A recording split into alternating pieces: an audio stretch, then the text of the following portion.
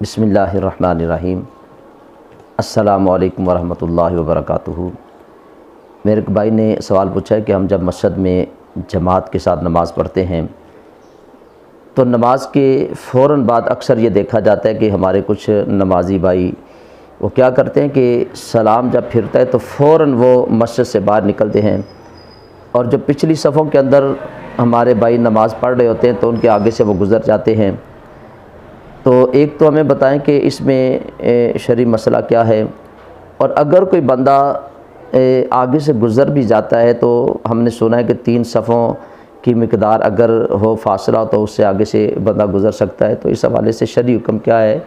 مہربانی کریں رہنمائی فرمائیں۔ تو یہ بڑا ہی ایک اچھا بھائی نے سوال پوچھا ہے۔ سب سے پہلے اس بات کو اپنے ذہن کے اندر رکھیں، نبی پاک صلی اللہ علیہ وسلم نے جو نمازیوں کے آگے سے گزرنے کی وعید ہمیں حدیث پاک کے اندر سنائی ہے وہ کتنی سخت ہے۔ نبی پاک صلی اللہ علیہ وسلم نے فرمایا کہ اگر لوگوں کو اس بات کا علم ہو جائے کہ وہ نمازی کے آگے سے جو گزرتا ہے اس نے کتنا بڑا گناہ کیا ہے، تو حضور فرماتے ہیں کہ وہ 40 سال اس بات کا انتظار کرے کہ وہ نماز پڑھ لے لیکن وہ اس کے آگے سے نہیں گزرے گا، اتنی دیر انتظار کر لے گا لیکن آگے سے نہیں گزرے گا، یعنی اتنا بڑا اس کا گناہ ہے۔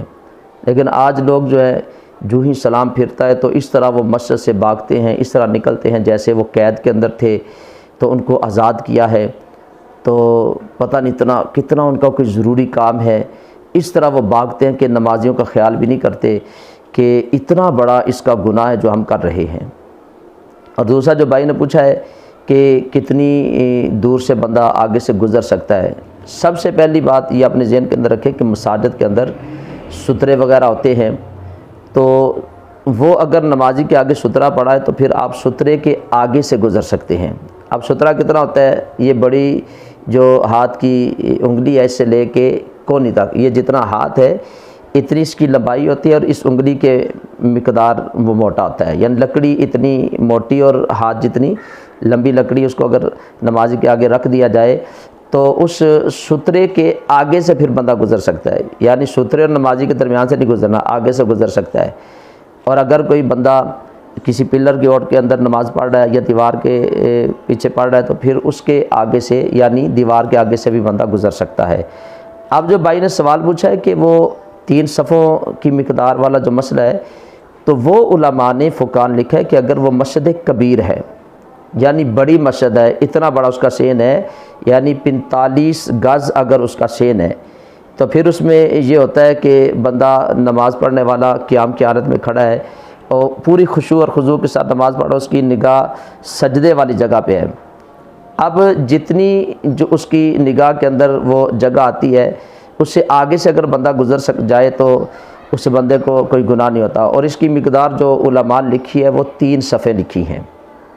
لیکن یہ اس صورت میں ہے کہ اگر مسجد کبیر ہے، بڑی مسجد ہے، اور اگر مسجد صغیر ہے، چھوٹی مسجد ہے،